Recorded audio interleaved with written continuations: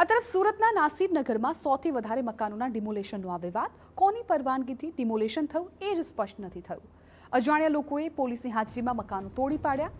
સુરત પોલીસની કામગીરી પર ઉઠ્યા સવાલ। અસલી પોલીસે નકલી અધિકારીને બંદોબસ્ત કેવી રીતે આપ્યો તે સવાલ। સુરત પાલિકાના અધિકારીઓને ડિમોલેશન અંગે કોઈ જ સ્પષ્ટતા નહીં। પાલિકાના અધિકારીઓએ ડિમોલેશન ન કરાવ્યાનું રટણ કર્યું। પાલિકાએ ડિમોલેશન નથી કર્યું તો નકલી અધિકારી બની આવનારા કોણ? ડિમોલેશનમાં ઘર ગુમાવનારા કરી રહ્યા છે ન્યાયની માંગ। સુરતના નાસીરનગરમાં 31 મે અને 1 જૂનના રોજ ડિમોલેશનની કાર્યવાહી હાથ ધરાઈ હતી અને લગભગ 100થી વધારે મકાનોને તોડી પડાયા હતા। સ્થાનિકોનો આક્ષેપ હતો કે કોઈપણ પ્રકારની નોટિસ વગર જ આ કાર્યવાહી કરાઈ, પરંતુ સમગ્ર મામલે ચોંકાવનારી વાત એ સામે આવી કે મનપાએ આ ડિમોલેશનની મંજૂરી આપ્યાનો નનૈયો ભાણ્યો। જો કે કોંગ્રેસ નેતાનો આરોપ છે કે ડિમોલેશન થયું ત્યારે ચુસ્ત પોલીસ કાફલો અને પાલિકાના સભ્યો હાજર હતા।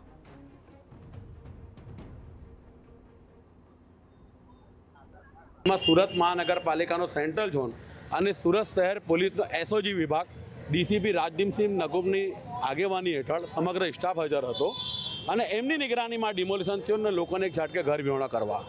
આ ડિમોલિશન પાછળ સુનિયોજિત ષડયંત્ર છે। જે બિલ્ડર છે એ ભારતીય જનતા પાર્ટીના ધંધાની બિલ્ડર છે અને ભારતીય જનતા પાર્ટીના શાસકોના દબાણમાં કે એમના આદેશથી સુરત મહાનગરપાલિકાના સેન્ટ્રલ ઝોન અને ડીસીપી રાજદીપસિંહ નકુમ એસઓજી પોલીસે આ એક રીતની સોપારી ફોડી છે, અમાનવીય અત્યાચાર કર્યો છે, સરમુખત્યારશાહી કરી છે। 60 વર્ષથી વસાહત છે તો તે ગેરકાયદે કેવી રીતે થઈ ગઈ તેને સવાલ ઉઠાવ્યા છે। લોકોને મળતા બિલ પર પાલિકાનું નામ છે, ગેરકાયદે દબાણ ક્યાંથી હોય? જ્યારે સ્થાનિકો સાથે આ અંગે રજૂઆત કરવા કોંગ્રેસ નેતા પાલિકા પહોંચ્યા તો તેમને કહેવાયું કે પાલિકાએ તો દબાણ દૂર કરવા કહ્યું જ નથી। જે પ્રમાણે અહીંયા ડિમોલિશન કરવામાં આવ્યું, આજે મહાનગરપાલિકા પાસે અમે રજૂઆત કરવા ગયા તો અમને જવાબ આપ્યો કે આ ડિમોલિશન અમે નથી કર્યું અને ચોક બજાર પોલીસ સ્ટેશનમાં ગયા કે ફરિયાદ દાખલ કરો કે કોણ અજાણ્યાને ડિમોલિશન કરી ગયા તો એમનો જવાબ હતો કે આ ડિમોલિશન મહાનગરપાલિકા અમારી પાસે બંદોબસ્ત માંગ્યો હતો અને એ પ્રમાણે અમારી હાજરીમાં થયો છે। એટલે બે તંત્રના એકબીજાથી સંકલન નથી કે જે અધિકારીઓ એસીમાં ચેમ્બરમાં બેસનારા અધિકારીઓ કરોડો રૂપિયાનો ભ્રષ્ટાચાર આદર્યો છે અને જે નીચેનો સ્ટાફ છે એને બલીનો બકરો બનાવીને અહીંયા મોકલવામાં આવ્યો હોય એવું પણ બની શકે, એ પણ શક્યતા વધારે છે। દાવો છે કે સુરત મહાનગરપાલિકાની ટીમ ઘટના સ્થળે ગઈ હતી પરંતુ ડિમાર્કિંગ કરવા માટે ગઈ હતી। ડિમાર્કિંગ માટે તેણે પોલીસનો બંદોબસ્ત પણ માંગ્યો હતો। સમગ્ર મામલે ઘર વિહોણા બનેલા લોકોએ પોલીસ સ્ટેશનમાં અરજી પણ કરી છે પરંતુ તેમની ફરિયાદ ન નોંધાતી હોવાના આક્ષેપ છે। પરિવારનું કહેવું છે કે તેમને વૈકલ્પિક વ્યવસ્થા કેમ ન અપાય? હાલ તેમની સ્થિતિ કફોડી બની છે। अभी तो यहाँ पड़े ले, अब घर के बदले घर की मांगनी है। अब हम गरीब लोग कहाँ से लाएंगे? हमारा आदमी भी नहीं, आदमी भी गुजर जाएगा रमजान में। हम कमाते न खाते न सुकून से रहते थे हमारे झोपड़ों में, जैसा भी रहते थे उस हाल में हम अच्छे रहते थे। दिक्कतें आ रही है, अब बहुत बुरी दिक्कत है। अभी तो क्या सुनाना, दवा को पैसे नहीं है, शुगर की दवा कहाँ से लाना, प्रेशर की दवा कहाँ से लाना? यहाँ पड़े ले दवा ला रहे 50 रुपए की और उसमें गुजारा कर रहे हैं। તો આ તરફ સુરતના નાસીરનગર ડિમોલેશનનો વિવાદ, ધારાસભ્ય વિનુ મોરડિયાનું સૌથી મોટું નિવેદન, સુરત પાલિકા દ્વારા આ ડિમોલેશન કરાયું નથી।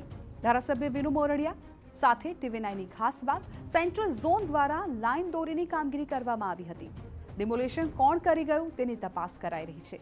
સુરત મનપા દ્વારા ડિમોલેશન કરવામાં આવ્યું નથી તે ગંભીર બાબત, તપાસ કર્યા બાદ આ બાબતે યોગ્ય કાર્યવાહી કરવામાં આવશે।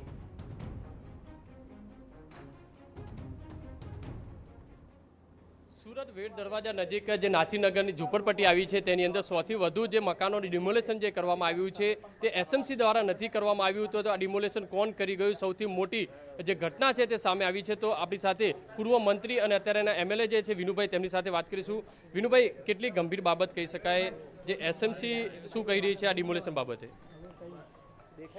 મને આપના મીડિયા દ્વારા જે માહિતી મળી છે એ મને કોઈ ત્યાંના લોકલ કોઈ ફરિયાદી મારી પાસે ફરિયાદ નથી કરી, પરંતુ જે માહિતી મળી છે એ પ્રમાણે મ્યુનિસિપલ કોર્પોરેશન દ્વારા કોઈ કામગીરી કરવામાં નથી આવી, એણે કોઈ ખાલી પણ નથી કરાવ્યું મ્યુનિસિપાલિટીએ।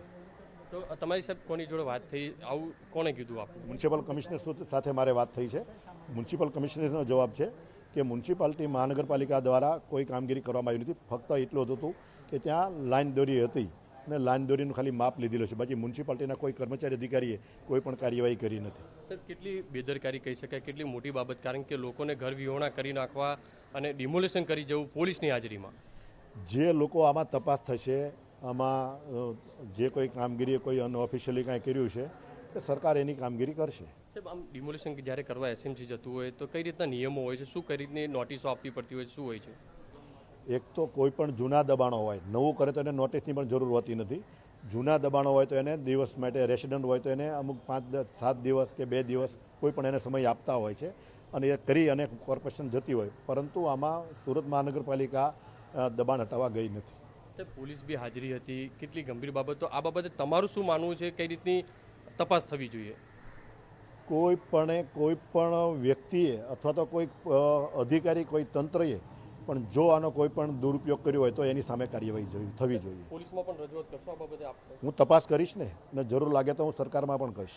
રજૂઆત કરજો, સીએમ સાહેબ સુધી રજૂઆત જશે? કારણ કે સાહેબ યોગ્ય જગ્યાએ રજૂઆત કરીશું. જે રીતે પૂર્વ મંત્રી અને અત્યારના જે એમએલએ છે વિનુભાઈ કહી રહ્યા છે, જે રીતની જે ડિમોલેશન થયું છે તે ગંભીર બાબત છે. એસએમસીએ સ્પષ્ટ કહ્યું છે કે પોતે ડિમોલેશન નથી કર્યું, તો 100થી વધુના મકાનો ડિમોલેશન પોલીસની હાજરીમાં કોને કર્યું છે, તો સુરત પોલીસ ઉપર ગંભીર આક્ષેપો થઈ રહ્યા છે. કોણ, કયા વ્યક્તિઓ હતા તેને લઈને જો તપાસ કરવામાં આવે તો ઉચ્ચ સ્તરીય જે રજૂઆત પણ કરવામાં આવશે અને કાયદાકીય કાર્યવાહી પણ થવી જોઈએ. કેમેરામેન સંજય ચંડલ સાથે બલદુ સુથાર, TV9 સુરત.